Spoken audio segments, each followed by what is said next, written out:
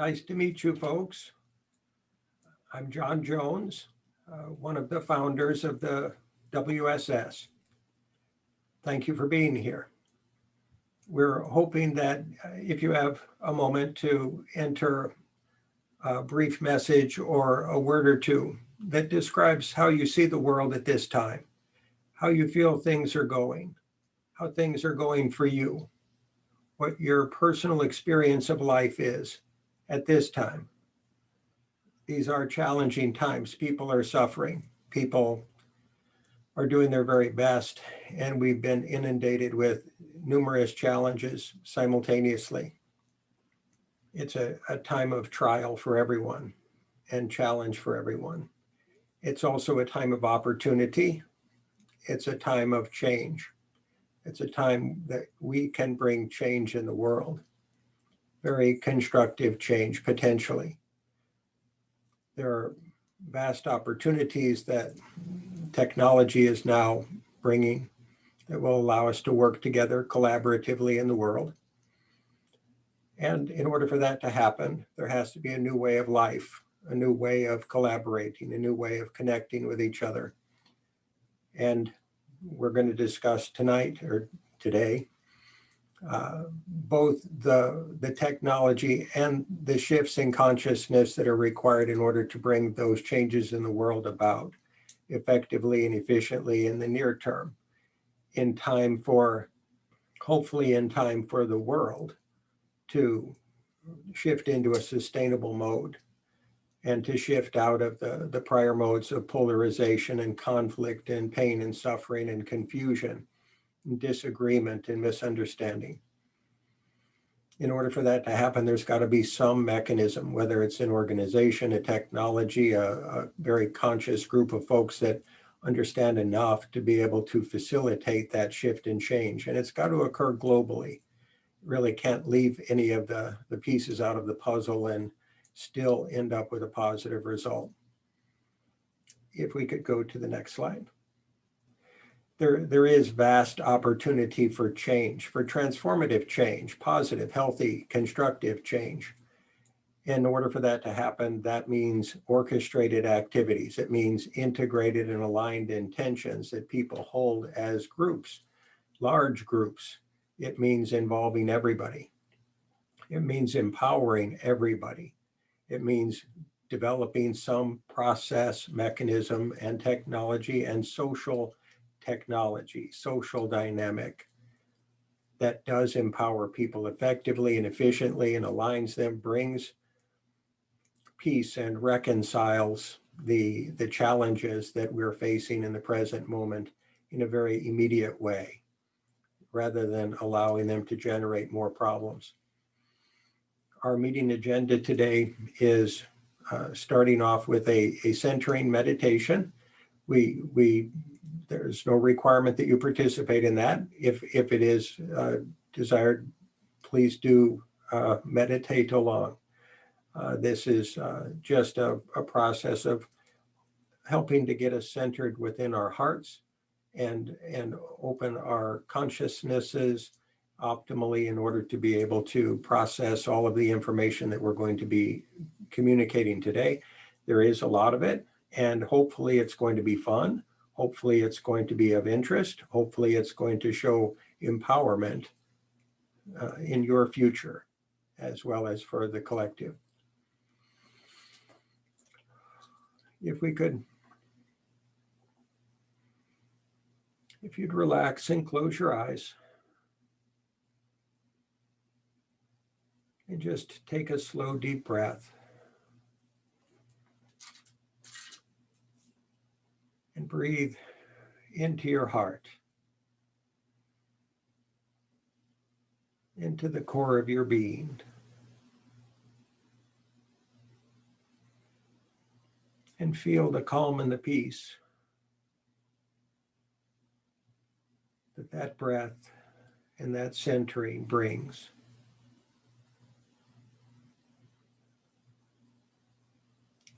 Feel the balance and the harmony that simply taking a slow, deep breath offers you every time you breathe and focus on your breath.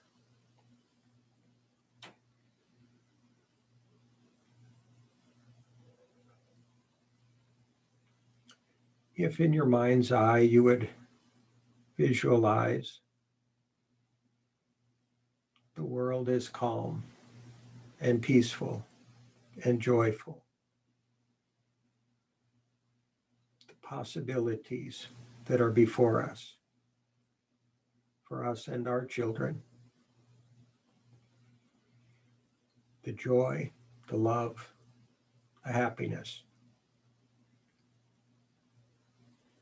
If you hold that vision, that understanding, that truth, and that wonderful possibility in mind and in your heart, as you breathe light into your hearts,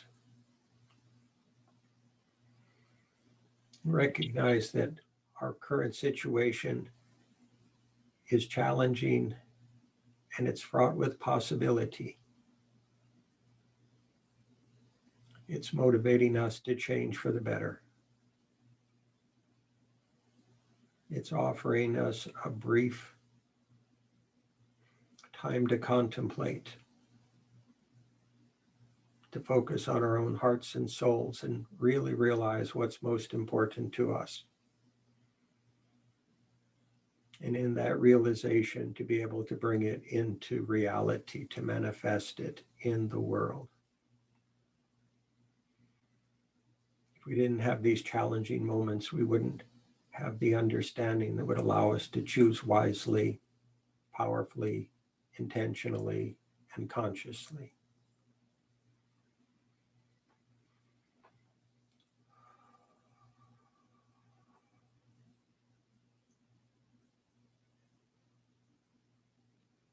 If you take in one more slow, deep breath and release it out with love to the world that is so much in need of your love and as much love as it can receive.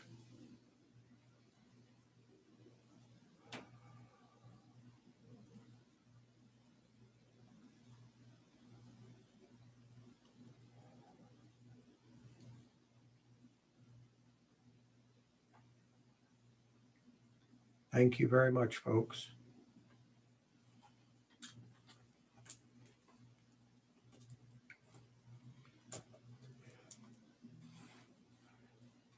Some of the information that we present today will be seemingly about organization or about technology. It's about heart. It's about love. It's about service to humanity, every bit of it. That's the intention. That's the only benefit of any of it. If it did not serve those purposes, it would be valueless. It would do nothing of benefit for the world. If I communicate a lot of information, I apologize right off the top. I ask for your patience and I hope that it is of benefit, realized benefit as we move through it. We'll start off with a brief history of world system solutions in our process. I'm John Jones. That's likely would mean nothing to you, and I understand that. Approximately 43 years ago, I just realized I wanted to do anything I could to make the world a better place, to help the world operate better, reduce suffering, and enhance happiness of people. And I've spent every day and year since then striving for that. I got a degree in sociology and anthropology and history. I studied business administration, and in a business environment, I attempted to bring change. I was in information systems technologies for 14 years. I went through multiple change efforts in multiple organizations and found out through the School of Hard Knocks that most organizations and even communities of people simply don't want to change, or they don't know how to change. They don't know how to transform or why to transform. And therefore, most large-scale change efforts in a lot of organizations tend to fail. I, at that time, decided that that simply wasn't a viable path forward for service for me. And I became a spiritual teacher and a life coach for the last 19 years. In that time, I have had an intense opportunity to study and understand the pain and suffering that people go through in their lives, the day-to-day, moment-by-moment stress, the moments of challenge that people go through. I've gotten to see it up close and personal, and to do my very best in that time to help people to transcend the situations in their lives that might generically be looked at as their karmas, in order to bring peace, bring understanding, bring joy, happiness, reduce conflict, reduce stress of all kinds in their lives. And I've done a lot of teaching during that time. I've taught personal transformation to a lot of folks for several years during that time. I also put together a document, a technology document, a design for an organization that was specifically designed to solve world problems and to address world problems in a very integrative way, in a very holistic way. And that was a 27-page white paper that has about 10 years ago was created.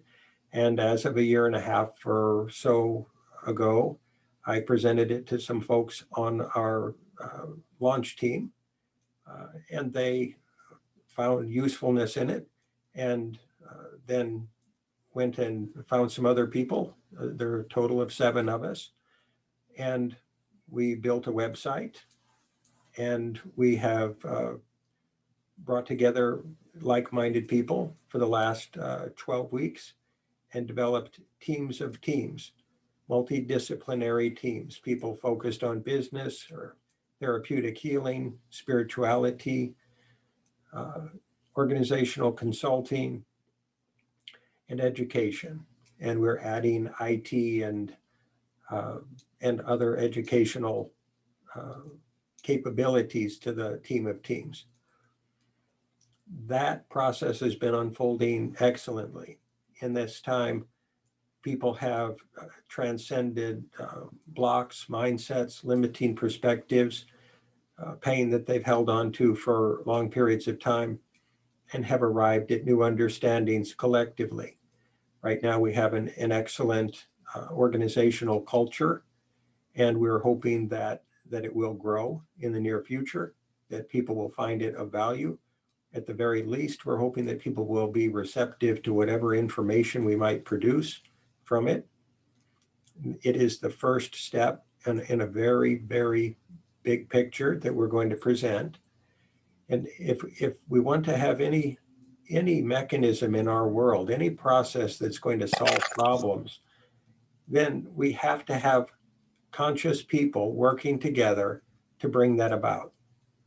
If you don't have that, you can't have a technology that truly helps. You can't have an organization that truly helps. It would simply generate more of what we've been experiencing of late in our world, the conflict and confusion and polarization and misunderstanding. We have run a workshop, and we'll be running other workshops in the near future in order to show how this information and these technologies, social technologies, as well as computer technologies, such as the Zoom technology we're using right now to connect today, can enhance collaborative effort. And we're designing a collaboration model that hopefully will be scalable and distributable and educable in the world. Collaboration is our goal. Conscious collaboration, loving, kind, caring, compassionate collaboration, that is aligned with spirit, that brings all of our souls online, that brings people's highest co-creative capacities and passion to the fore so that they can themselves be their highest self and present their greatest creative potential in the world in every moment of participation. And we hope that process will be further detailed in this slideshow. Again, there's a lot of verbiage. I'm going to do my best to talk around it. And hopefully it will, and this slideshow, this presentation is being recorded and will be distributed to all participants and be available on the website. So if there seems a lot of information, don't worry about it. If you are interested in reading it later, it will be available and you'll be able to study it if it's found to be of value. If we could go to the next slide.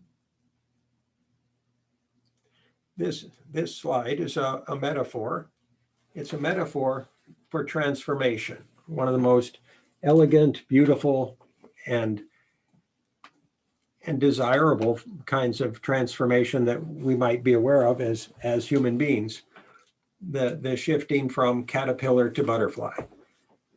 In this process, the caterpillar starts to recognize that it's changing and transforming. What are termed imaginal cells appear in its biology. These imaginal cells have all of the capacity, all of the DNA scripting that would generate and support the full transformation into the butterfly. Initially, those imaginal cells are literally attacked by the system of the caterpillar. They're looked upon as invaders into the biological process of the caterpillar. And they keep expanding and more of them become present in the caterpillar's body in spite of its attempts to attack and destroy them. And they transform the caterpillar in its cocoon, literally turn it into a liquid, and that then grows and turns into a butterfly. That transformative process and model is something that we hope is understandably applicable to our current moment of change in the world. There are many existing institutions, paradigms, ways of seeing things, mindsets, belief systems, cultural dynamics, wounded cultural dynamics, and political systems and economic systems that are resistant to change. A metaphor for this, another metaphor, is if you take a piece of granite, one of the hardest stones in the world, and you put it under enough pressure, it will literally begin to flow like a liquid. The pressure is on for humanity. The existing ways of life that we're experiencing and living in these moments are under pressure, and they are beginning to shift, change, and flow. The question that we would ask is the plan, is the blueprint, the architecture in place for that flowing, shifting, changing world that's changing quite rapidly? It's transforming in an ever faster cadence. Is there a mechanism to bring it into alignment? Obviously spirit. And is there some worldly collaborating orchestrative mechanism that will bring all of this change to positive, constructive fruition? Is there a way forward? Is there a mechanism, path, or process that will bring nations together so that they can work together to deal with the most challenging dimensions of the global process, whether climate change, COVID-19, war, starvation, economic problems, or the possibilities of nuclear war or cyber war. Those kinds of challenges are very near and very present.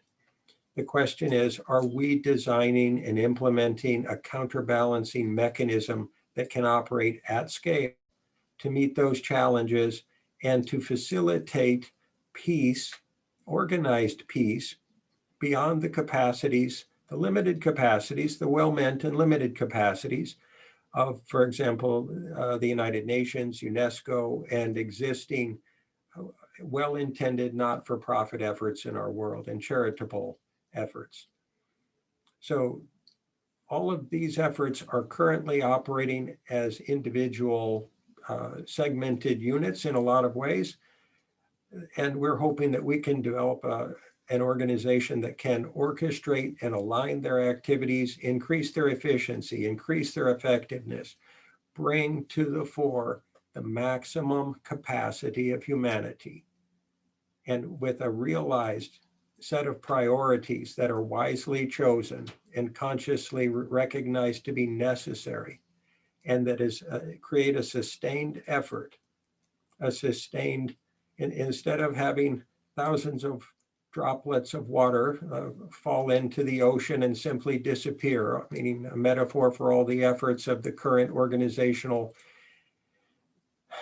dynamics that are occurring in institutional dynamics and international dynamics. Instead of having that uniting those drops of water and creating a tsunami of positive, constructive, healthy transformation and managed change, proactive and preemptive rather than reactive, that is health bringing and takes away the toxins that our current life process on this planet is generating, and designs and defines a new model for humanity, a new model, a new way of life that can be implemented anywhere in a harmonious way and be recognized to be healthy and good and wholesome. That's our intention, to facilitate the building of that. And we don't assume we know everything. We don't assume we have all the answers. What we are hoping is that through the processes we're developing, along with the contributed knowledge and expertise and efforts of people who are aligned with this, those answers can be generated. The solutions can be generated, and that there will then be a system to deliver solutions effectively and efficiently throughout the world in a timely manner and in a way that serves humanity and doesn't cause greater damage, that minimizes the current damage, heals the planet, heals societies, heals humanity, heals our souls, and does so without causing greater problems, unforeseen problems. So we can, as a human community, go through this metamorphosis, and we can become all we have the potential to be. It's a choice. It's an absolute choice. Only free will choice, conscious free will choice, can get us there. If we continue along the path of unconsciousness and reactivity and negativity and polarization and judgmentalness and fear and safety and control focus, or competition and primal drives, destroying perceived enemies, rather than learning to love and care about each other first and always, unconditionally. If we continue on that path, we will simply make more of what we're experiencing now.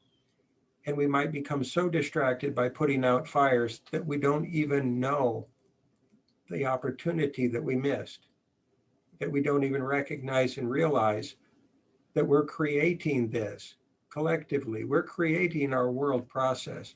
If we can find a way to be accountable, self-accountable, consciously, and work together without judging the past and without judging each other, then we have potential as a species. Then our planet has the potential to flourish. By our efforts and by our conscious God-aligned intentions and via unconditional love. I know I'm yammering on, and I hope it's useful, and we should likely go to the next slide. So we're here today to connect and share with you our intentions. We only intend to offer information. We have no expectation whatsoever from you. We don't want anything. We're not expecting anything in return. If this benefits your life, God bless you. That's our intention. If it doesn't, we apologize from the get-go. So we're hoping to operate as messengers and facilitators to help along all the positive efforts of the world. That's our hope. And we hope that we can communicate today in a way that will benefit you. And our intention is to build a conscious community and to literally design in support mechanisms that will enhance the quality of consciousness of everyone that interacts with this group or participates or just hears about it or visits the website that we've developed or not. So our process is based on building a global collaboration platform. That's the technology chunk. And also a literally brand new form of collaboration that humanity can learn and can operate from, can recognize the profundity of, the necessity of, and the benefit of, and that they can internalize and embody, and by doing so, be the change that they want to see in the world. And this community effort is intended to operate constantly from unconditional love and compassion and recognition that every person in the world is a child of God. Every single one, even the ones we fear or even hate, they are all children of God. That is a high bar in our challenged, conflicted, pained, suffering world. That's a high bar. That's a big ask of anybody. And paradoxically, it is the path forward. It is the solution. It is the highway and path that we can traverse in the transformational process of shifting our world into a more conscious state and a more collectively conscious and empowered social process than we currently have in every nation. So we kindly request that you receive and interpret everything we say today in this light and through these heartfelt intentions. And we understand it, there's a lot of it, and God bless you. Next slide, thanks. So we and our world are suffering. There are global conflicts, tribalism, cultural wounding that is generational or even has been around for thousands of years. Limiting mindsets and belief systems, limited resources. And simultaneous to all of that, voracious and seemingly limitless feeding on our natural world. We're cutting down forests, we're using up resources, we're polluting all at the same time. That's not a judgment of humanity. It's not a judgment of our process. If we had not been who we were in the past, we could not be who we are today. If we had not gone through all of the developmental steps on the ladder of consciousness that we've taken to get here to this moment of choice, we would not be able to make this empowered choice to collectively align ourselves for the common good, for the benefit of the world and the natural world, and for the benefit of all humanity. There is rapid complexification of our world. The technology that we're using right now, Zoom and smartphones and the internet are rapidly escalating in complexity. All of that complexity must be managed. If it's not, it will define us. It will define our lives. It will define our day-to-day decisions and options, and it will, in a way, absorb our free will choice. And we might not even recognize it was happening as it does. So that complexification, if you mix it with competition and greed-driven technologies and confusion and misinformation, which there's lots of these days, and incomplete information and even information warfare, whether that's between nations or between political parties or between for-profit organizations, it's warfare, it's battle, it's not love, it's not kindness, and it's not healthy, and it can't end well. We cannot get to the solutions that we must get to through competition. It's not feasible. technology will not solve all of the ills of the world. The change has to occur within us. If it doesn't occur within us, we will continue making choices or subconscious and unconscious decisions driven by negative emotion and limiting beliefs and mindsets. We'll just continue that. And if we do, the world will suffer and we will suffer. It will be an expression of our free will if that occurs. It will be not a bad thing. It won't be wrong. We won't be proving ourselves unworthy or evil or unlovable. Every choice we make based upon what we know and understand in the present moment. There are no unwise choices. There are uninformed choices. They're more or less aligned with spirit choices and more or less aligned with heart and soul and unconditional love choices. We must often make choices that are seemingly unwise and destructive in order to learn not to operate that way anymore. You can't teach a child not to burn their hand on a stove or an iron. They must experience it for themselves. You could tell them all about it and it won't be the same as the experience. So we're learning through the School of Hard Knocks right now. The question is, are we learning as much as we can from what we're experiencing, or is there a learning disability of judgmentalness and anger and polarization and negative emotion that's keeping us from evolving as rapidly and efficaciously as we could based upon what we're experiencing in the present moment? And do we have an ideology, a philosophy, a way forward that is shareable, non-denominational, shareable, teachable, educable, and implementable, that is aligning and organizing and orchestrating? We're hoping to bring that into the world. It's needed. It's not, nobody's been wrong in our world. We have not been doing life wrong. We have not been living as human beings wrong.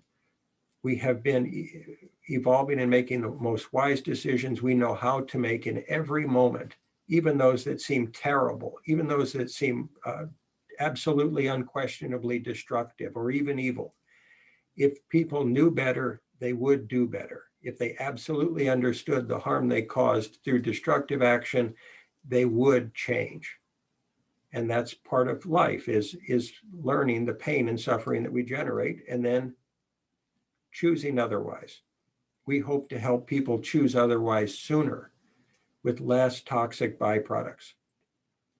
So we've got COVID-19, we've got a global recession, we've got partisan political warfare, we've got climate change, corruption, and blinding profit motives and pollution. So those are challenges. The Black Lives Matter movement shouldn't have to be happening. We should love everybody already. It's a blessing that it is happening because we need a wake-up call. Is there a mechanism that can magnify social efforts such as the Black Lives Matter movement and amplify their message and support them and resource them and help them be effectively organized and be heard? And how many other examples of inequality and imbalance and inequity and prejudice and separatist mindsets and bias are there in the world? If there is no intended mechanism and process put in place to counterbalance those, they'll just keep going through their own momentum. It's like a skipping record. It will just go on and on until we learn our way out of it. And the pain and suffering that's required to learn our way out of it is not necessary. Consciousness can allow us to learn without the negative emotional byproducts, without the pain and suffering. We can go directly from point A to point B without the circuitous and repetitive problems that we've been experiencing. In order for that to happen, there must be a support system for that to happen. It must be scalable. It must be national and international. Traditional systems of leadership, well-meant, caring. These people are doing their very, very best to affect in the world what they believe is the most important thing to be affected in the world. Certainly there is corrupt leadership. There's no question in that. And the current systems of governance, the current systems of cultural transformation, and for-profit competitive organizational and economic dynamics, and even educational dynamics are competitive. Competition is separative. It divides us. It doesn't unite us. It doesn't bring us together. It doesn't truly empower us.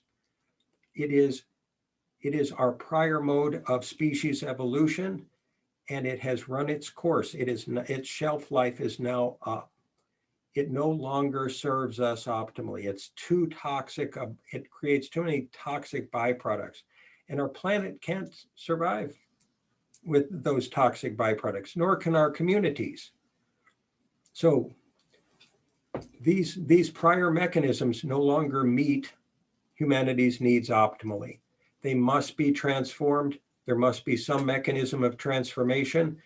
That mechanism of transformation can either be the school of hard knocks, pain and suffering, confusion and polarization, potential for war, economic downturns, more viruses that are not dealt with effectively, or it can be smoother, more conscious, more wisely guided, and it's got to be recognized that the current paradigm of world governance as it is not exemplifying those qualities. We can change, we can transform. All the nations of the world can exemplify the higher consciousness, high values, unconditional love, collaborative effort, coordinated, orchestrated solutions to problems. And they need help. We're not being arrogant in saying that. We're saying that all of you and all of the people in the world, bringing your ideas, your concepts, your understanding, your wisdom, your expertise, your heartfelt soul intentions to them in an organized, communicable way, can bring constructive transformation in the near term. Next slide. The WSS solution strategy.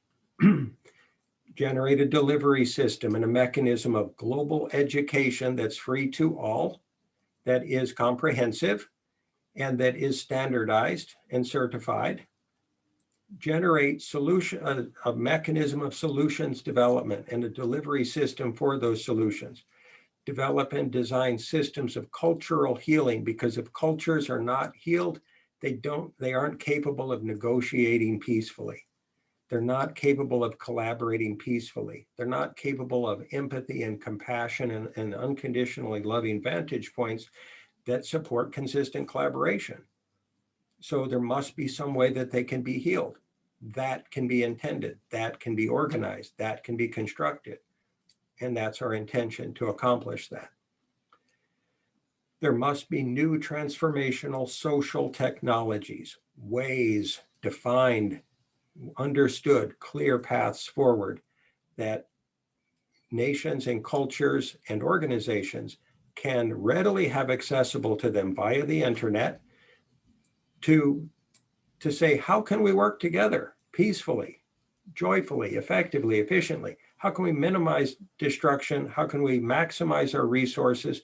How can we share the expertise that we have with our previous competitors? And how can we sustain that process continually in the world? And how can we reap the benefits as a species?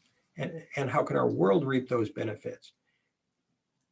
And it's got to be a clear path. Otherwise, people are fearful. People are human. They have history. They have pain. They project onto life that things may not turn out well. Or what if I give my heart and soul to this process and it fails? Or I give my energy and my time and my focus to this vision of what humanity can be, and I see humanity collapse in some way. How devastating might that be? And I would just suggest, when all of us pass, we will have an opportunity to look back. We will have an opportunity to say, did I do everything I could? Did I serve? Was I there for humanity? Was I there for future generations? Was I there for the planet? And And I can tell you, it's my understanding, there would be no judgment of you in that moment other than your own. And I would hope and pray that that moment of understanding is something that brings you joy and recognition of your service and of the wonder that you co-created in this world. I hope and pray that for you. I can tell you, I have seen the pain of folks who have gotten to that point and have not had that understanding. And I don't wish that for anyone. The organized transformation of consciousness is a necessity. If it's a happenstance thing, if it's, oh, I happened upon this website and I learned a little snippet of information or knowledge or understanding, it really helped me. I got a glimmer of wisdom in that moment and insight. It was an aha moment. And now I'm going to go back to sleep. I'm going to go back to my life. I'm going to continue on the treadmill of our current path of species process. That type of learning and evolutionary dynamic cannot meet the needs of humanity now, nor the planet. It can't, that's not the way it's going to work. We've got to put our shoulder to the wheel. We've got to care enough. We've got to have spiritually aligned will, heartfelt aligned will enough to choose to love each other and work with each other. That's just got to happen. I'm not telling anybody to do anything. I'm just stating what I perceive to be a fact, a truth, and that if we don't do that, we'll do something else, and it's probably not going to be as beneficial. So the WSS process fully integrates and grounds higher consciousness in every level of practical day-to-day life. It's excellent for people to go to church and to love God and love each other in church on Sunday. And if they go into work on Monday and they go into competitive mode and unconscious fear mode and stress mode, and then all of that wonderful intentionality is lost in an instant. Like a switch has been thrown that has turned off who they were as a soul. It is our intention to give everyone the opportunity to be able to hold that space of consciousness anywhere, to be in the most stressful conditions, in the most competitive work environments, in the most challenging cultural or national or international environments, and to be able to be at peace, to meet everything of this world with love and peace and constructive intention. We are apolitical, unbiased, non-denominational, non-dogmatic, united, aligned, and constructively, practically, and positively intentional. Try saying that 17 times fast. There are no, in this process, there are no have-tos. We're not here to tell anybody they have to do anything. There are no requirements of communicating with this group of folks. You don't have to say a certain thing, do a certain thing, be a certain thing. You will be loved in any interaction, whether you're asking for a document for information or surfing our website, which has just gone online today, by the way. And however brief your interaction or communication, if you touch the consciousness of this organization, of this process, that is our intention of what you experience, is unconditional love and acceptance for who you are in every moment of your life. That's the standard. That's what must be met continually. That is what we must offer humanity. Anything less is not going to be optimal. And it might not meet the requirements for the species to continue in the optimal path that we have the potential to continue in. So lastly, the WSS closes, our intention is to close the gap between higher consciousness, spiritual understanding, unconditional love, however you feel that and experience that in your life, whether it's just with your children or your spouse or your parents, or your best friends in the world. It doesn't matter who you experience that with. And there, even if there's just one person that you can have, be that unconditionally loving, connected soul you with, that we will do our best to help you integrate that highest, best you into every moment of every interaction with every person you ever meet. And that's a gift that we want to offer. This whole process, this whole presentation is meant as a gift. All of it is a gift. And we hope it's well received. We hope it's wrapped well. We hope it's acceptable.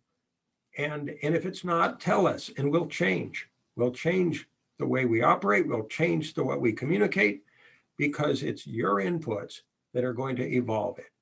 It's not any organization or any group of people that's going to prescribe things to the world and say, be this way and do what we say. That can't work. Every human being in the world has free will. They must have their free will respected.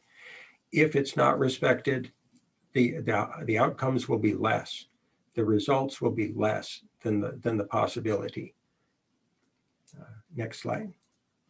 Okay, we're here today to help our world to put aside any existing mindsets, limiting beliefs, preconceptions, and expectations that limit our co-creative capacity, and to solve these global issues by doing so that we can all consciously and willfully choose to apply our world's precious resources to the vital task of adapting ourselves and our ways of life to the new world situation, not trying to force the planet to adapt to us, not clear-cutting forests, not polluting oceans, not destroying in order to squeeze just a little bit more of the goodies, if you will, the nice lifestyle that we have the blessing to experience these days, not to try to squeeze more out of the world, to strive to put more back, and to utilize whatever is necessary for our lifestyles and our personal well-being as efficiently as possible. We suggest it's worthwhile to fully embody this shift in consciousness, that there can't be halfway measures. We can't have 1 foot in and 1 foot out of this. We can't transform the world and continue to burn fossil fuels and coal. We just can't. I have no judgment of anyone, no judgment of the fossil fuel industry or any past moment of history of humanity, zero. There are simply requirements, facts that of what we have been doing, what the effect has been, and what is required in order to shift us into a healthy, sustainable species life process. I don't suggest that all the scientists have all the answers or anything like that. I don't know where anybody is on things like climate change or COVID-19 or anything. I'm simply suggesting that it is important that we get busy doing something of value for each other, for our world, and for our nations. We feel it's necessary and beneficial to recognize that we must choose to co-create an organized and complete and integrated global system of transformation that evolves the consciousness of humanity. It's got to be complete, or as nearly complete as we can make it. If it's not, it will be resisted, or it will be judged, it will be hated, it will be feared, it will be looked upon as if it doesn't serve a purpose. If it's not harmoniously understandable and embodiable by anywhere by anyone in any country, then it will, with all the judgmentalness that's flying around the world and the polarizations that are flying around the world these days, even the most loving, heartfelt, intentions and positive efforts can be looked at with suspicion and mistrust. Trying to poke holes in them and say, oh, well, it covers these 9 of the 10 necessary requisite bases. If it doesn't cover all 10, though, good luck. You're go take it somewhere else because I'm not going to buy into it. The last thing, the evolution of human life process will not happen all by itself. We cannot compete ourselves there. It won't just happen accidentally. And there isn't a new technology on the way that's going to make it all better. There isn't a silver bullet to this process. Next slide. This is the folks that wanted to communicate. We have some folks that have been participative in the WSS process that were willing to communicate their experience, if that would be okay. Yes. Hi, everybody. Thank you, John. Quite well. My name is Patricia Campiani. I'm a leadership consultant. I live in Miami, Florida. And I'll share a little bit of my story, my experience with WSS. About a year ago, my daughter Alma, she was about 20 at the time, she came to me and said, "Dad, I'm very disappointed and angry with your generation because you're destroying the world, and that's the world you will leave up to us." And that was a shock to me. That was a big shock that my daughter would see that in such a clear way and challenge me that way. And I remember my initial responses were, "Don't worry about it. Humanity is resilient. Humanity will figure it out. There are really smart people out there that are working on the solutions. It's not a big deal." And the more and more I reflected on it, I started seeing the denial and the really not wanting to see what was going on. So John, the question you just said, did I do everything I could? I was clearly not even considering that question. And a few months later, I was introduced to WSS, and it was very interesting because the first thing I thought it was a very powerful vision and purpose, and the thing that landed most strongly with me was that it is founded on a culture of unconditional love, and that was a little bit disorienting for me because I've been in many different organizations in different capacities, and imagine being in an organization that is not trying to convince you of anything, it's not trying to sell you anything.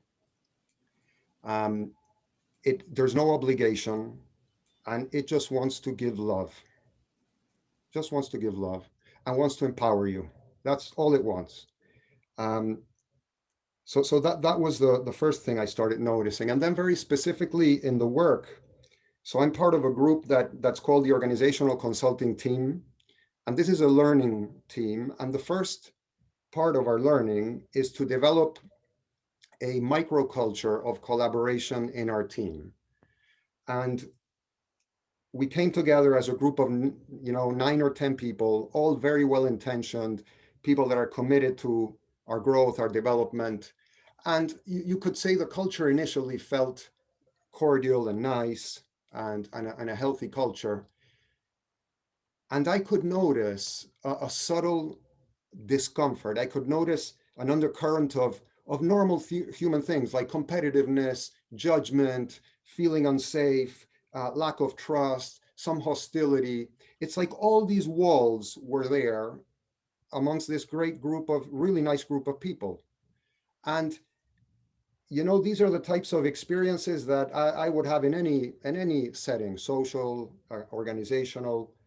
All those walls, are kind of the air that one breathes. And in this process of learning, as I got to look deeper into these walls, what I noticed was that in a way, these walls are like a mirror to what's happening in the world, to the divides in society, racism, all the isms, all the ways we have to divide. So I started noticing that the walls that I see outside exist in me. and that in a way, I'm bringing that to the world too. I'm cooperating through my own walls to the division in the world. And through the learning process of this team, as those walls started, slowly coming down,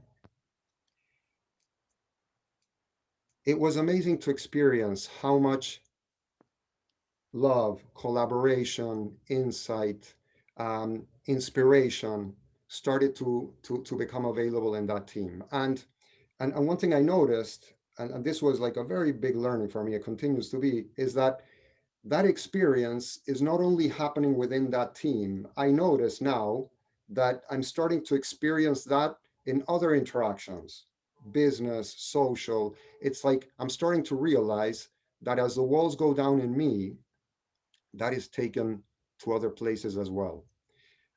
So I wanted to share that I've been in organizational culture for working in organizational culture for more than 20 years, and I've always understood that the change happens inside first, that we are the change we want to see. And in this experience, I'm understanding that at a totally different level. I would say more in the heart than in the mind. Um, and going back to the story I started with my daughter Alma, I invited her to this call today here, so I'm so happy she's here. And I feel so happy to be taking responsibility for the world that her generation is going to get. So thank you. And thank you, Alma, for being here. I love you. Thank you, Patricio. We have another guest speaker. Yeah, thank you, Patricia. Hello, everybody. My name is Ino Lee, and I'm here now in Oregon, in the United States. And I'll share a bit of my story. So my interaction with WSS is actually very recent. So I can understand if this is your first time listening to this, it might feel a bit foreign. But I think I probably bring a interesting perspective, hopefully, to those of you who are new. I grew up in China. I came to the States around 20 years ago, got my PhD in molecular biology, and I had in a way, sort of a spotless career. After that, I went to McKinsey. I was in McKinsey, which is a management consulting firm. I was there for 10 years. I made partner pretty soon. I have 3 kids. I was here both in California and in Beijing for 5 each. And after that, I left and joined the Bill and Melinda Gates Foundation and being the China director for the past 5 years. And I stepped down actually this September. And it was, frankly, this past year has been very disorienting for me with COVID, with everything. And then I have started to have a lot of self-doubt. The reason is that I feel like I've been doing a good job. And also, trying to be very constructive in all the roles I've been taking. But I feel like this is really not helping. And I heard this metaphor from Patricia, actually. I think, it's later on in the presentation as well, and saying that, the world has so much problems, just as if you have water on the floor, everybody trying to mop it. But nobody's paying attention to the faucet, like what's causing that. And I suddenly found that I am the person mopping the floor and being busy mopping. And when you're mopping, you're actually constantly bumping to others, right? And then you can start criticizing each other for why you're not mopping harder or mopping the right way. And I think that's how I felt. And at the same time, I have this very, very deep sense of conflict within myself. Now, given what's going on, in the geopolitics, and being somebody who are in China at the same time, your culture has something that generated things like Dr. Jing thousands of years ago with a kind of profound wisdom, and also the current sort of authoritarianism rule that, frankly, for myself, brought a lot of suffering, both intellectually and emotionally. Like, how do you reconcile that, right? And what is our, have I made a mistake in the way I approach the world and trying to solve problems and trying to be constructive? And that's when Patricia actually has been my career coach for 6 years when I was a McKinsey partner. I've been working quite closely with him, and it's such a blessing. And that's when Patricia mentioned there is this organization, also the retreat, and I participated in just as soon as recent as last month. And I found it very profoundly refreshing in a way that has, because I think one thing I've been doing at least, because I think every one of us has a private self and a public self. I think we can, oftentimes you were taught in modern culture to separate them, right? Like, you don't talk that much about your kids, your intimacy with, how do you be effective problem solver? I think the piece that's profound to me is that it's actually one thing. It is one thing. It is only when you resolve the conflicts within, you will see the world differently. And you see you have so much suffering, partially is because you have a lot of self-doubt internally. And then, so like, how do you, but I get that's very profoundly revealing to me. So that's kind of how I started. I've been really participating with the open, I wouldn't say open mind, open heart. And so far it's been so nourishing. So I really enjoy it. And I don't have a specific plan yet, but I have such confidence that, once our heart is open and once we are allowing ourselves to receive unconditional love. I think the problem is that we are not used to receiving it because everything, maybe you have the question too. It's like, what do you want from me? Like, is there a payment at the end I need to make? Like, do I need to commit to make 3 slides? That was the question in my mind as well. So I guess, the thing is that how are we, it's really all this fear within ourselves holding us back in receiving, unconditional love. And once you're allowing yourself to receive it and align yourself with the light, there are so much possibilities. And that's why I'm excited to be, on this journey learning.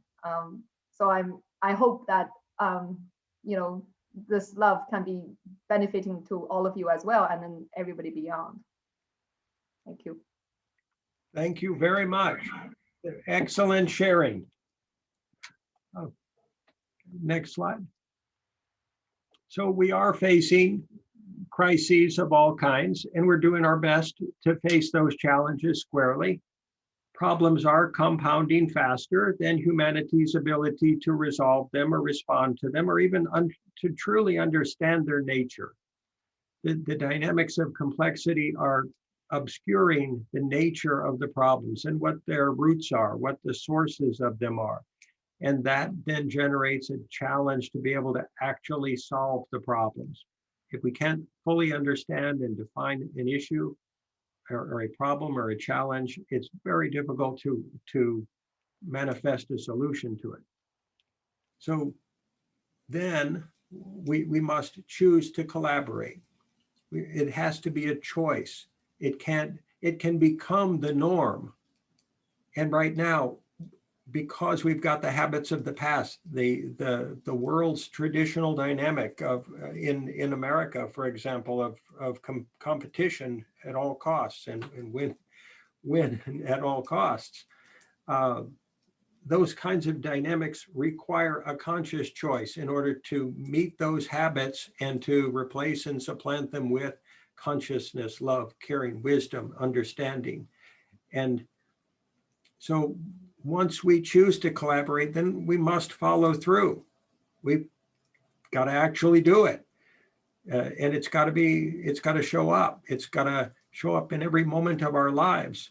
It's got to show up in every area of our lives. And it's got to be a sustained effort. And it's got to be manifest in sustainable ways, whether that's changing behaviors, changing choices, changing decision-making strategies, changing emotional reactive tendencies, changing mindsets, or changing technologies, or changing processes and systems of governance, evolving them, transforming them, refining them, improving them.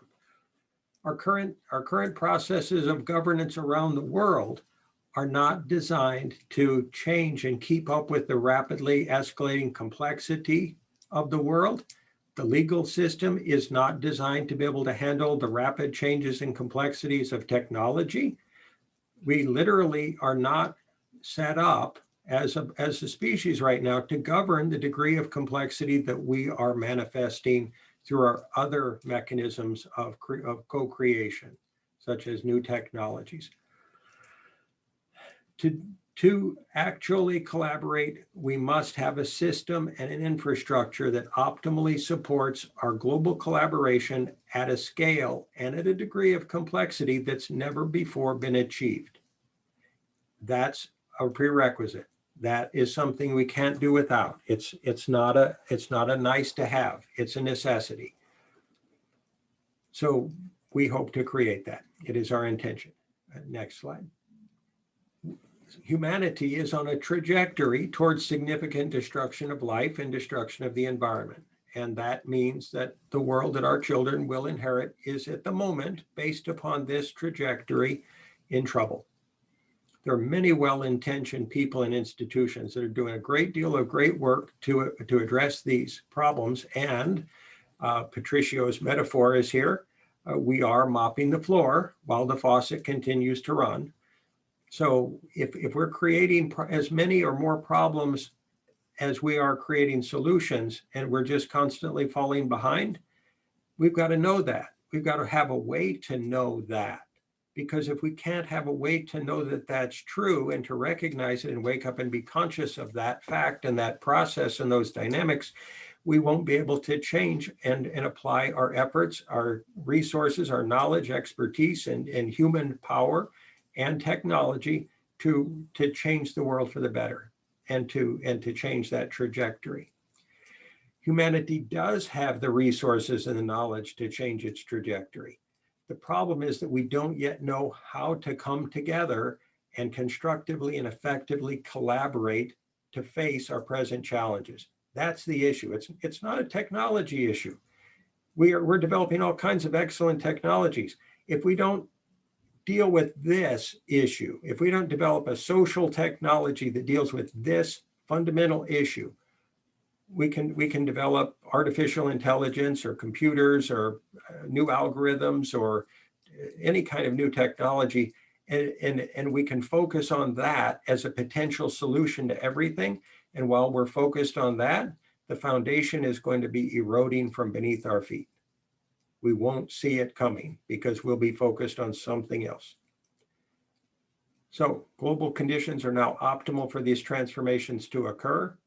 Today's presentation is just designed to bring you folks into alignment with what is called the social movement engine, which is a way of orchestrating and organizing humanity and existing social movements as a collective in a well-organized, strategically organized collective to solve global problems. Next slide. We can't continue competing with our natural environment or with each other. It won't work. We must adapt new social technologies.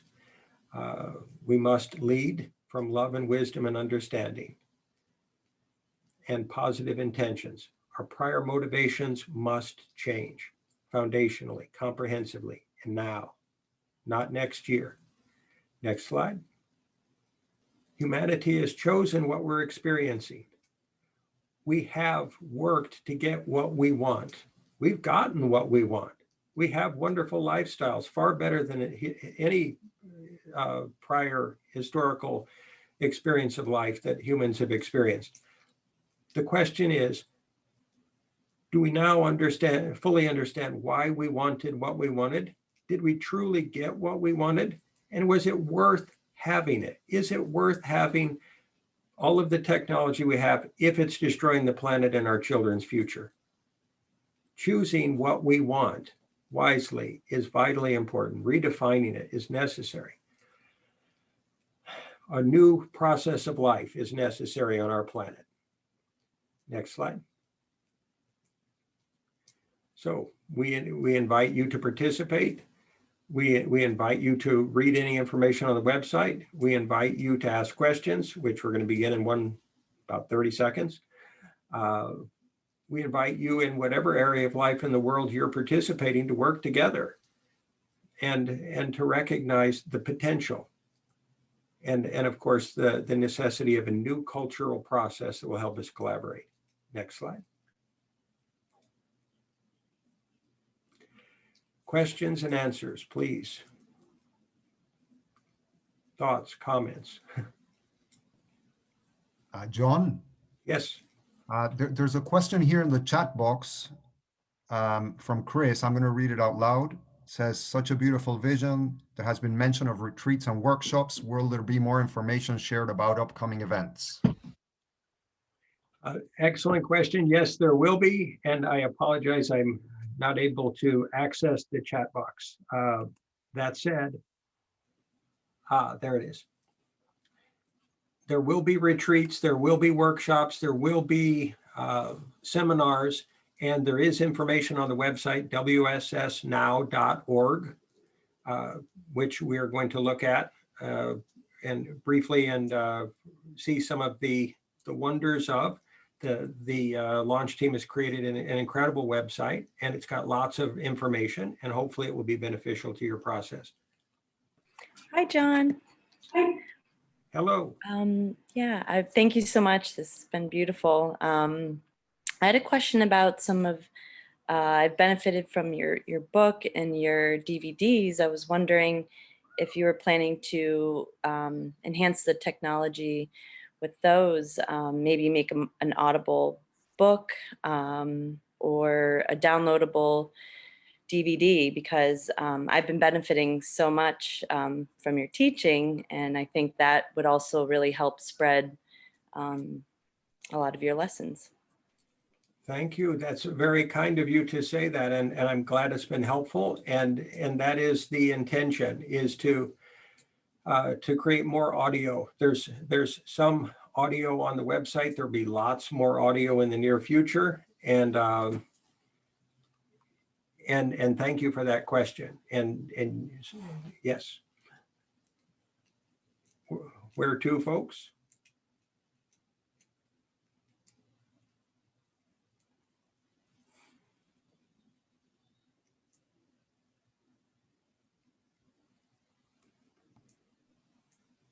We can't hear you. Is it okay to share the website, as it may answer some of the questions as far as, for example, Sandy Wyman's question here as far as the structures and systems? Would it be okay to share that? Please do. Okay, just want to introduce myself briefly. My name is Logan Griffin, and I'm a WSS launch team member. And I'm so grateful to be here with all of you, and that in a concise statement, in my awareness that the WSS is the most grounded and pragmatic and integral and non-denominational and loving and capable current service vehicle to help unite humanity.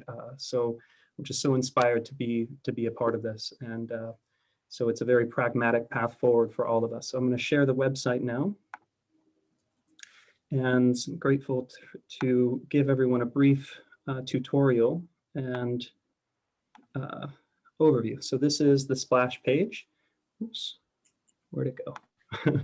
Let's try this again. So wssnow.org. And then if you click on the logo, it'll bring you into the landing page. And the website is designed through three kind of channel sections: get inspired, get informed, and get involved. So when we click on one of the channel page sections, each channel page has a video that coincides. These videos are very information-rich resources to get a sense of each kind of core channel. The drop-down buttons are available, the different sub-pages that are within each channel page. They're also available via the links and these paragraphs on the channel pages. This section here is where the archived videos, for example, the recording of our meeting today, for example, will be archived here. It's an evolving process and refining. So that being said, this is the first channel page, Get Inspired. The inspiration behind the WSS is a really great page to check out. And we invite all of you to take your time and go at your own pace, absorbing all of the information on the site, because it is quite rich. There's a lot here in all of these pages. So then the second channel page is Get Informed. So kind of progressing as we get inspired, we get more informed. And a note here, the Get Informed video series is so rich, there's so much in it that there's actually 4 Get Informed videos. for the Get Informed video series. So if you click on that video icon, it'll bring you to all 4 of those videos. So going back here, we've got our FAQs, and I want to give a brief introduction here to the WSS visual resources. Here's where we have our information graphics. There's a lot here. Definitely worth taking your time to dive into. And so this may in some small way be an answer to your question. I believe Sarah Wyman, my apologies if I can't see the chat window right now. That said, for example, if you click on the core organizational capabilities graphic, there's a drill down effect to go even deeper into description of the different components. This is a very large model and understanding of all the different capacities and capabilities of World System Solutions. So if you take any one of them and you click on it, then it'll kind of drill down and give you much more detailed information of what each one of these components represents. So there's a lot to investigate in that section. So if we go back again to the Get Informed channel, similar to the first section, all of the icons and subpages that are available in the drop-down menu are also simultaneously available within the page channel itself. So if we go down here to the WSS white papers, this is where you'll find the various white papers of different length and core documents, kind of a bite, a taste, a bite, a mouthful, a meal, a banquet table kind of thing. The full organizational overview white paper, 85 pages. There's a lot here worth diving into in depth on tribalism, the social movement engine document, so on and so forth. There's a lot of very rich and wonderful materials here. And then there's one other I just want to highlight here on this channel as well within the educational resources.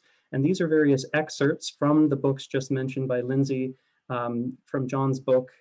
And I'm not, oh, here it is, the Human Taproot document. This is currently not in John's books. That said, it is a very rich resource and coincides with the video shown at the beginning of our meeting here today. So encourage you to check that out. And if you click on these, they will open up as a PDF in a separate window to make them more accessible and easier to read.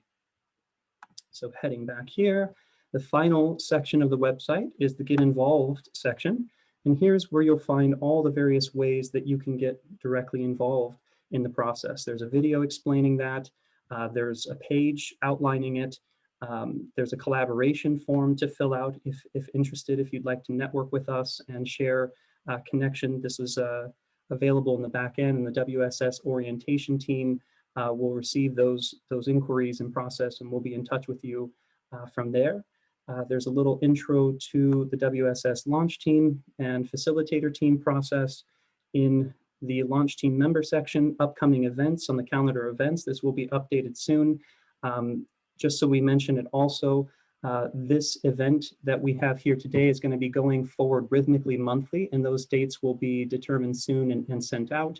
There's also a little discussion forum, and this process is evolving. This is really kind of only the beginning, the soft launch of the soft launch of the soft launch, if you will. Things are going to progress and quite rapidly, and there will be an evolution of the site going forward. There's a donate page if you're interested in donating. All the information here for small or large donations. All donations are tax deductible. So all the information is in the site, organized within these 3 channels. If you are not currently on the email list and would like to be, there's an email sign up page, and there's various icons for that embedded at the bottom of the pages as well. So there's a lot to explore here. We invite you to take your time and check it out. And that's about it for now. Amy, John, did I miss anything significant in that regard? You did excellently. Thank you. Wonderful. Thanks, Logan. Welcome. So we're running past our scheduled time. Go ahead, Amy.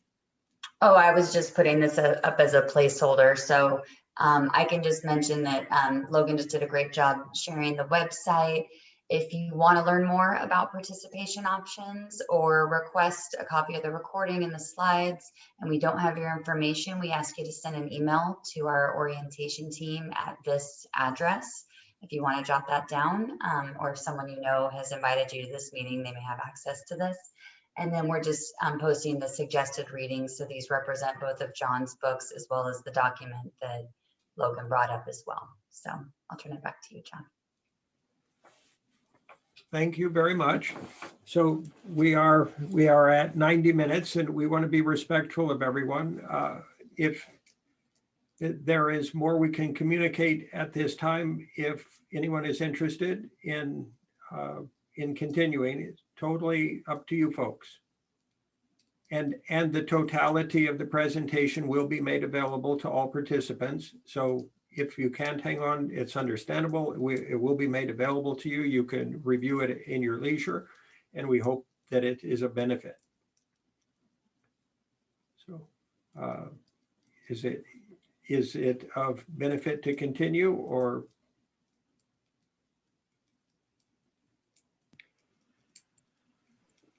Yeah, I would say so. If anybody needs to leave, we completely understand. Maybe we can go a few minutes further for anybody who may want to stay on. And thank you all so much for joining us on your Saturday today. Yeah, thanks everyone. And if you do stay on, the next piece to share is getting a little more into the organizational structure and design. So if anyone has further interest about that, that's kind of the next phase. And to all of you, thank you, thank you, thank you. You're wonderful, and God bless. And we hope you have a fantastic day. And we hope that if you see these next sections, that they're a benefit. And if you do need to go now, all this will be in the recording and will be made available for you to observe later too, if that timing's better for you. Thank you. Thank you. Next slide. This is a very big picture that we're presenting here, meaning that in the long term, the current strategy and organizational model is being designed to be able to facilitate and support and evolve each of these different areas of life, of human process, whether it's collective healing of cultures and nations or organizations, or evolution of governance models, whether it's orchestrated human evolution and global transformation, or the equitable distribution of resources, which currently are quite non-equitable, tailored implementation of solution strategies, development of a mass collaboration model for humanity, and also a communication system that will allow, and logistical system that will allow the connection and the coordination of all of these different components. So there's a lot here. There's a lot explained on the website, lots of support information. Please enjoy. And if you have questions, do ask. Next slide.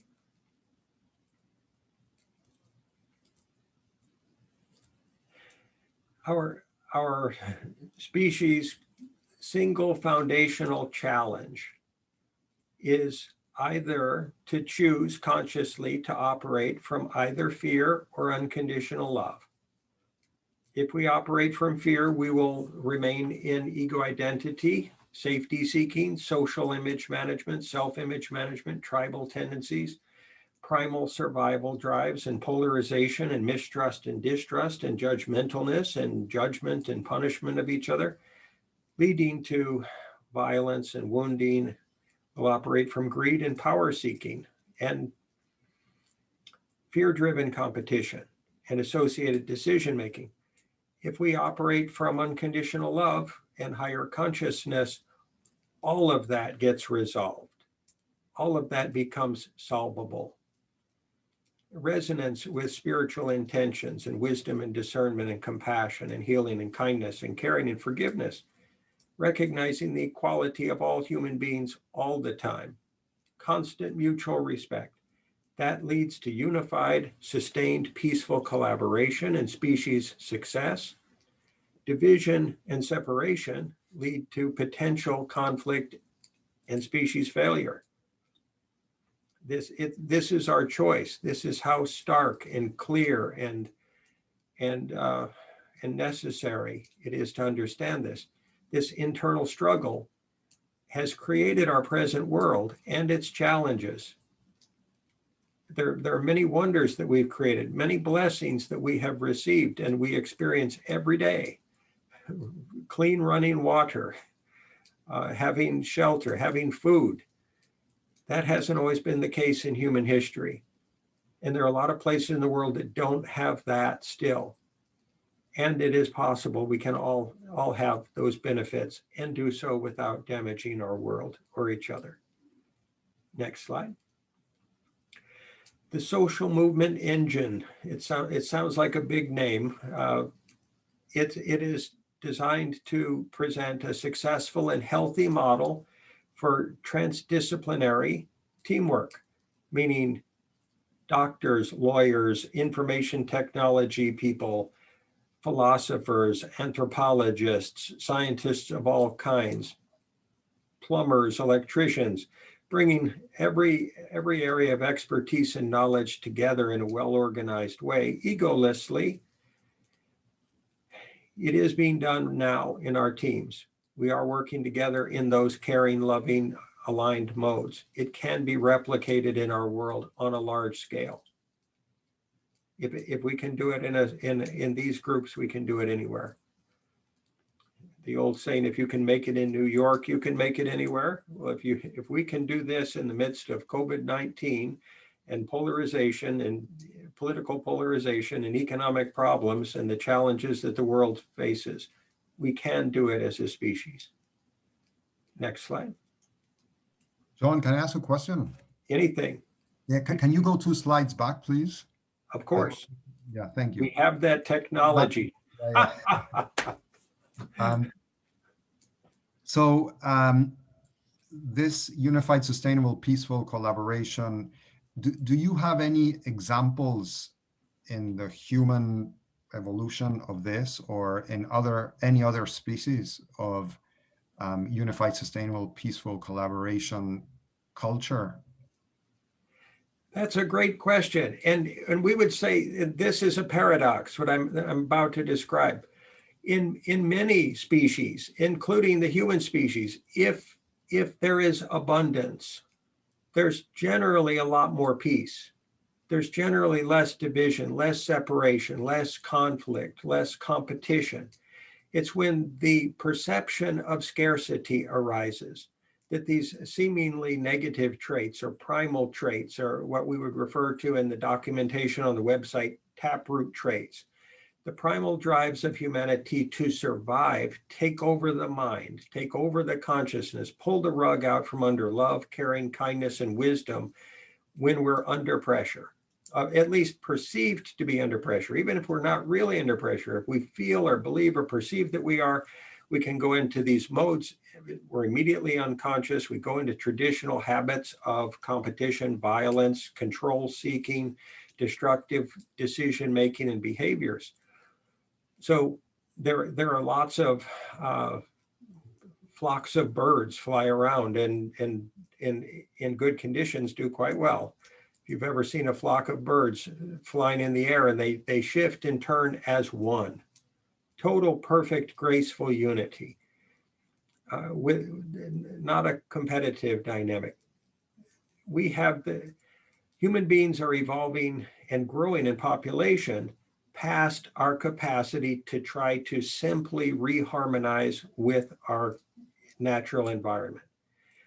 There's so many people, we have so much need for food, medicine, water, space, life-giving necessities, shelter. We have such needs and wants in those regards that to go back to an agrarian form of life around the world and truly be harmoniously blended with the ecosystem is likely not an option anymore. So our option is to move forward with wisdom and consciousness, to move forward collaboratively, and to choose willfully to transcend these primal tendencies that are biological. It's kind of hardwired into our systems. They're transcendable and only with enough information. only with enough understanding. Human beings tend to unite when they feel they have a common enemy.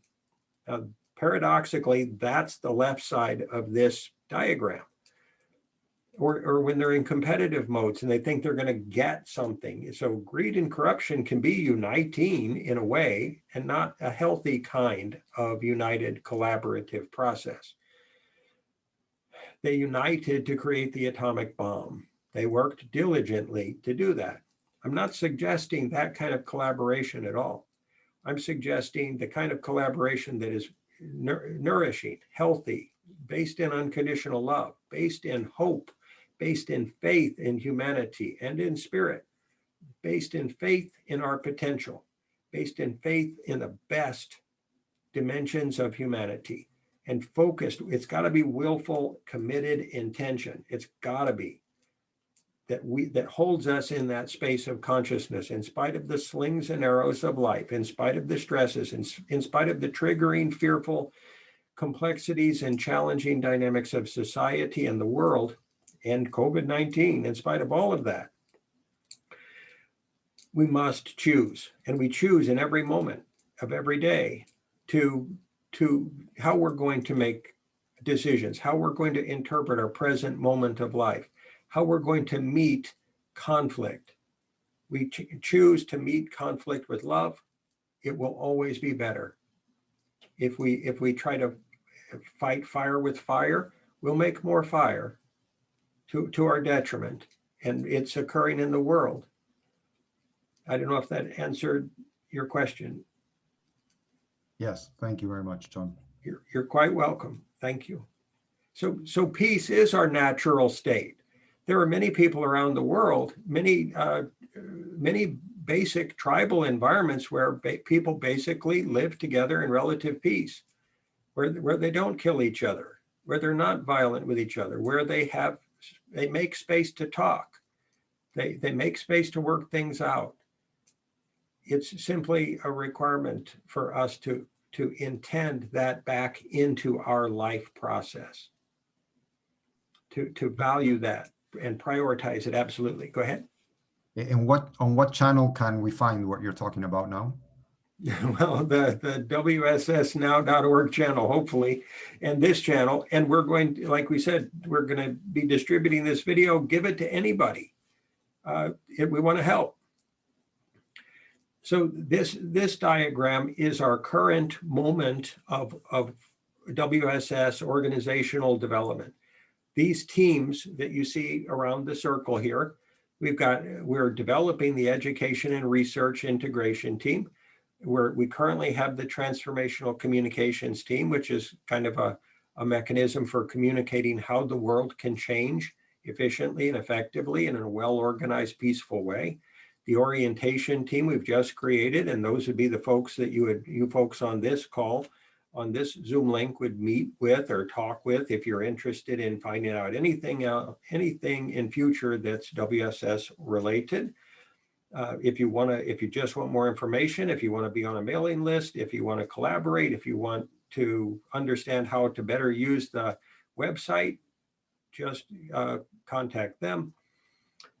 The social movement construction team is a team that's actually going to take all of the inputs from these other teams and design and build the social movement engine, which we will get to momentarily, the dynamics of. We're building an IT team. We're speccing it out at this time, and an administrative team. We've already got the organizational development team and the business team. Sorry, we've got the organizational consulting team and the business team, and we're about to develop the organizational development team. We've already got the spiritual and therapeutic team and the mantra team, where people are literally saying prayers for this process on an ongoing, constant basis. If we don't align with spirit, if we don't bring in everyone's soul process into this dynamic, it won't go anywhere. It can't.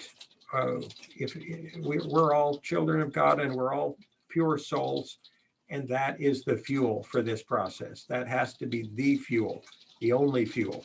It can't be getting something or making something happen. It's got to be love. the only fuel that we run on. Next slide. The social, we're going to use a lot of big words here. We apologize for it. The social movement engine, many different dimensions of the definition of its future process, a mechanism of orchestrated global transformation, and a support infrastructure for that global transformation, organizing the transformation. It's also a new form of transformational culture and organizational culture. So a way to transform the culture of organizations and to transform cultures so that they simply operate in more healthy ways and more sustainable ways and more aligned with the future potential of humanity. The third item is a transformational education and information system, meaning people need information, and it's important that that information be true, with no agenda, no spin, no manipulation, no hidden intention, and for their well-being, for the positive common good. There will be an AI technology that is part of the platform, simply because with the complexities of today's world, if we want to be able to manage that complexity or support it or facilitate it or transform it, we need some augmentation. Just as the PowerPoint software we're using for these slides helps us communicate a lot more complicated information efficiently and effectively and organizes it, the AI technology that we envision for the social movement engine will support collaboration, will support implementation of solutions, and will support global education for free for all. It is also an international integrative collaboration environment for social movements, meaning that social movements will have a place where they can kind of meet their representatives and their participants.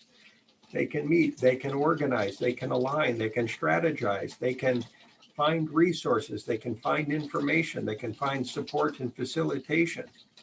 And some of those mechanisms of support and facilitation will be research facilities and governmental institutions and educational institutions and think tanks and not-for-profit global service organizations, all working together to enhance the efficacy of these orchestrated social movements, these aligned, focused, efficient, effective social movement efforts. Number 6, a social movement management platform, meaning for multiple large-scale orchestrated social movements.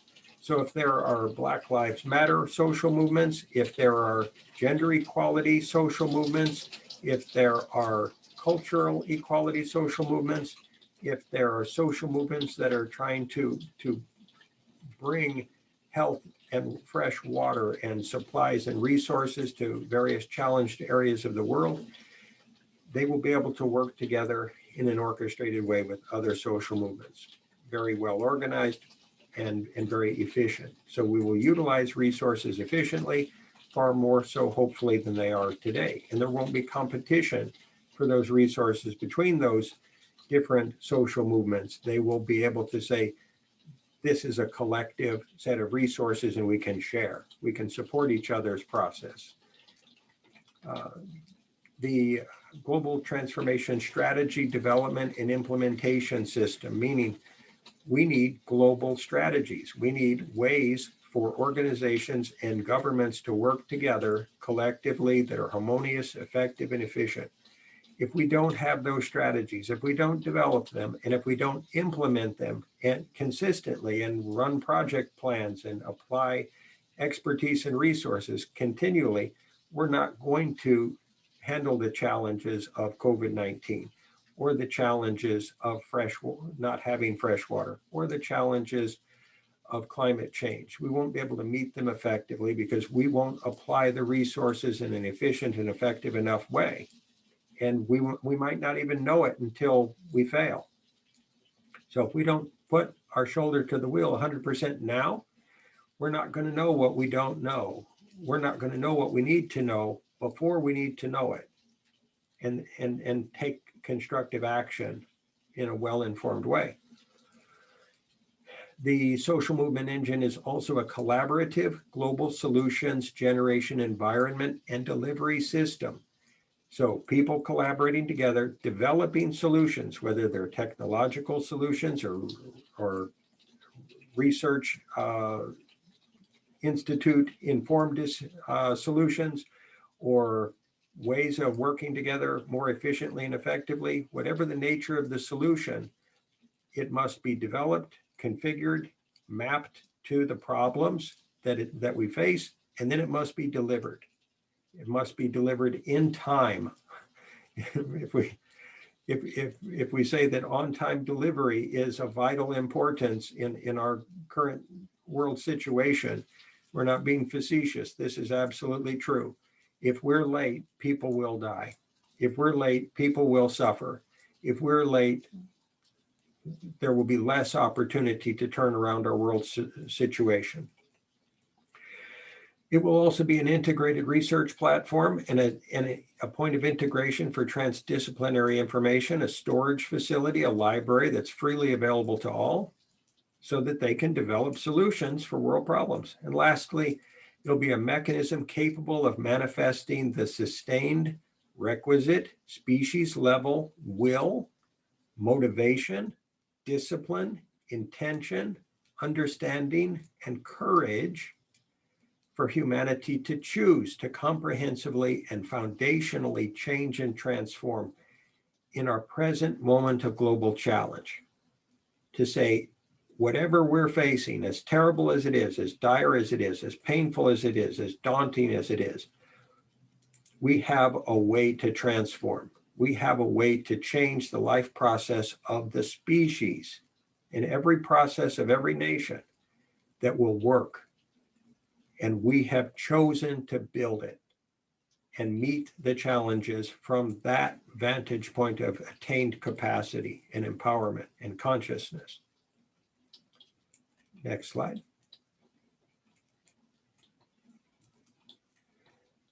So this is a more linear flow. We're just showing the history of the WSS process, where we started, the vision and mission, the strategic plan, the launch strategy, the launch team, the website creation, initial funding, which has made all of this possible, thank God, and thank the funders. The next step is the development of the facilitation teams, which are currently operating, and we're still building on them, and we're hoping that people will want to contribute information or thoughts or ideas in regard to those developments.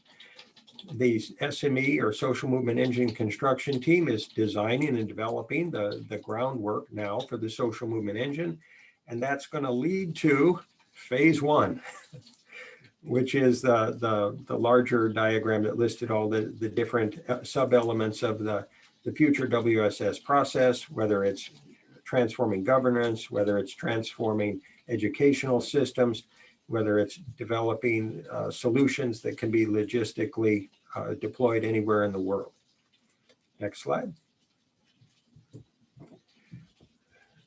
Please share your experiences, folks. We have two more folks that have been participative and have graced us with their loving kindness and caring and contributed effort and understanding. So please do describe your experience, folks.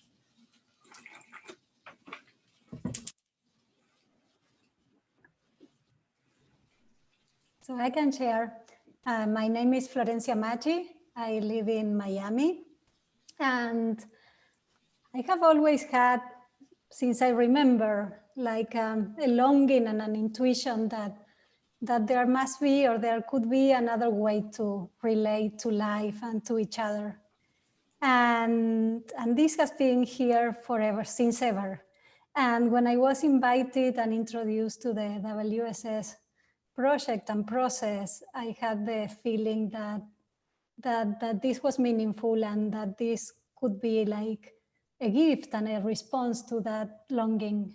And so I joined with immense enthusiasm. And for me, the experience, I have been participating in a couple of teams for around 3 months now.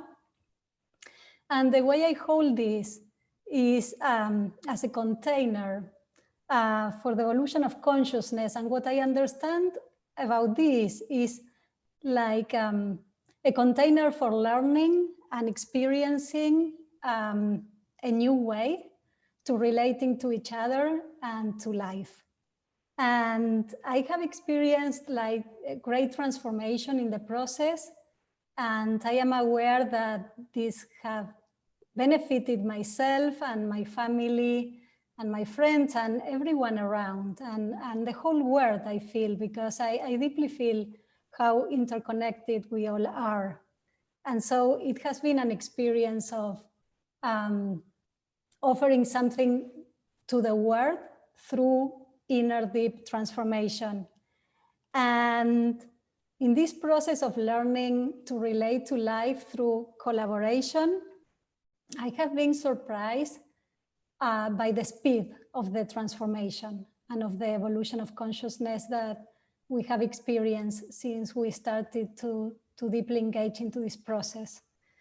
And so I share this with great enthusiasm and inspiration, and extending this invitation from my heart to everyone that would like to engage in an adventure of this nature. Thank you. Thank you, Florencia. Reagan?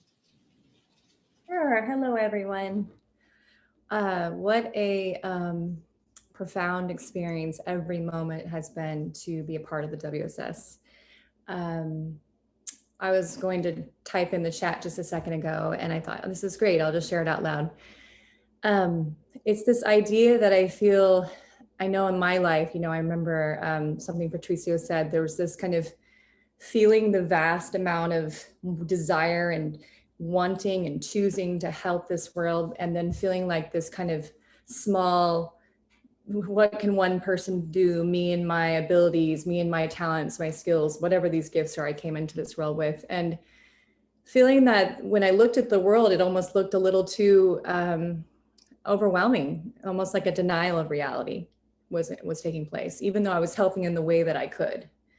And with the WSS's assistance, to be a part of it has been this profound experience of not only understanding intellectually the potential of one soul and their ability to serve.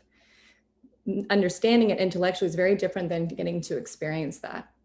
To really feel that this conscious collaborative experience and engine, this beautiful experience the WSS provides, has given me as a soul this empowering, amazing, profound experience to be able to bring forth that realized potential, which what my soul came here to be realized as, which is a world server, is a soul that has creative, beautiful, heart-centered potential to be of service. And I feel like the more that I have done my own inner work in this life, that has unfolded for me. I've been able to see that that's what I came here for. So the WSS has this ability for us not only to individually experience this high level of purification that just naturally is a byproduct of being a part of it, because there's such a high level of heart and love and consciousness within it, but as well to experience that in a conscious collaborative experience with others. It's something that I know that I deeply value, and to be able to do that with others who are also experiencing that together is just, it is what it is. It's very supportive. It's very meaningful. It's very deep. Every meeting that we have every week, whatever I am a part of, it's something I greatly look forward to. And I feel that everyone I've met so far, the WSS participants, have been kind, loving, compassionate souls that deeply care about this world. And I feel like this is an engine that is able to touch and connect with more people that are also feeling the way I do.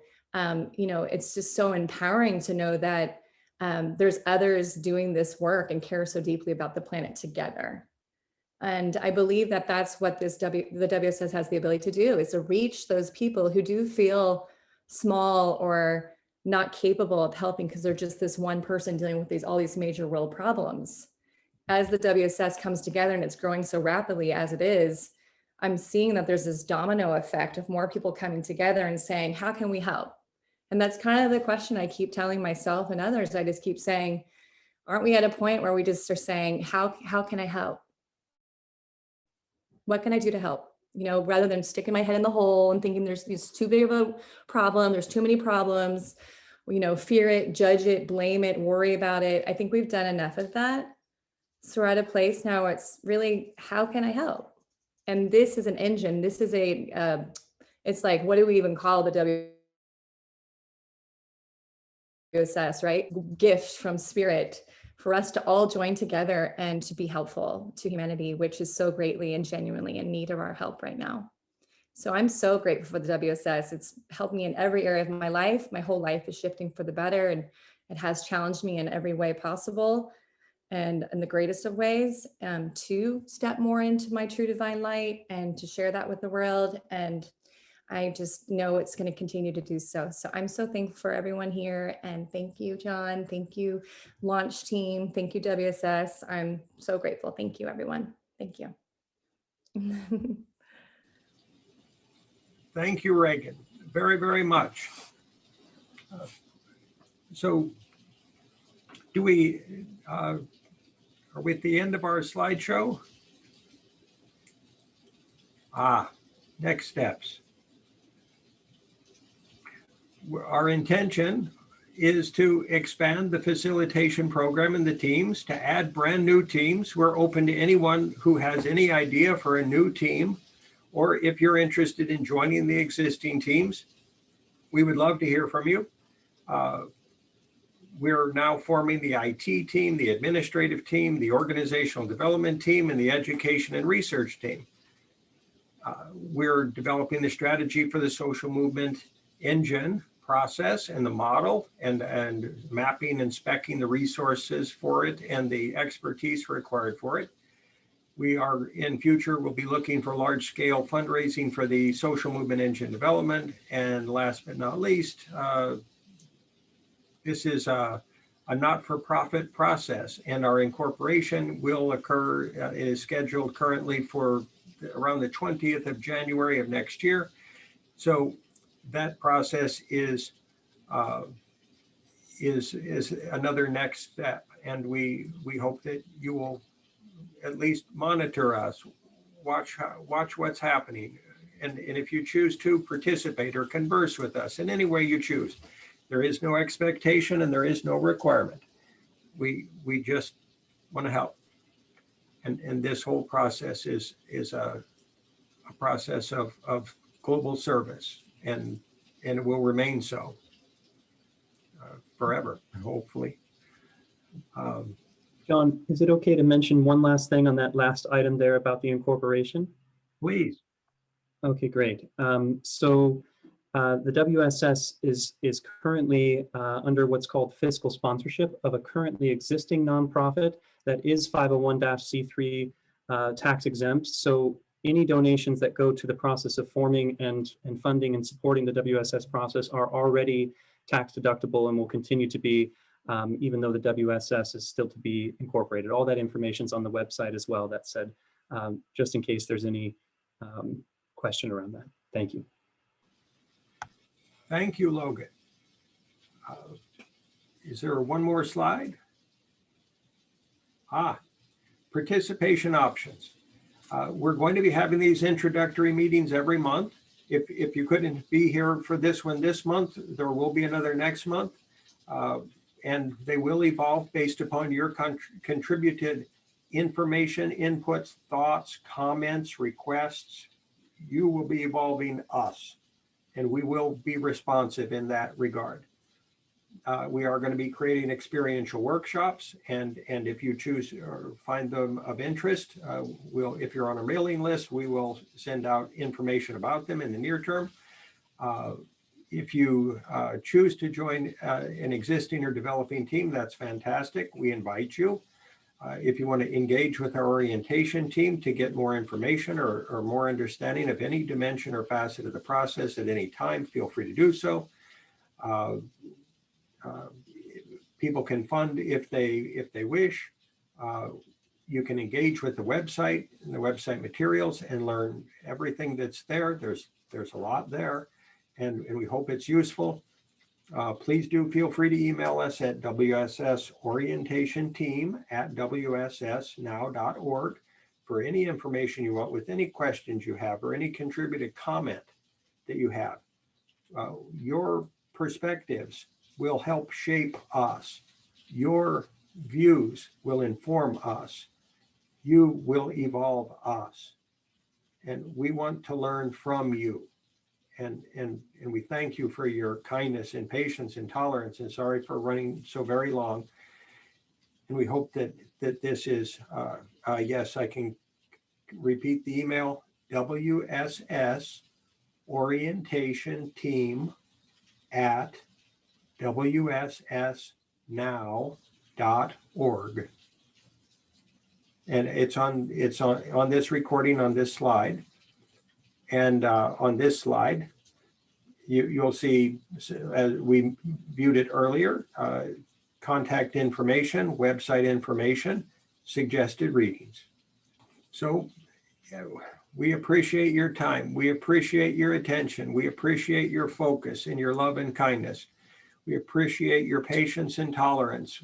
I know this is a lot. We hope it's a lot of good, a lot of benefit, a lot of service, and brings you joy. That is our intention.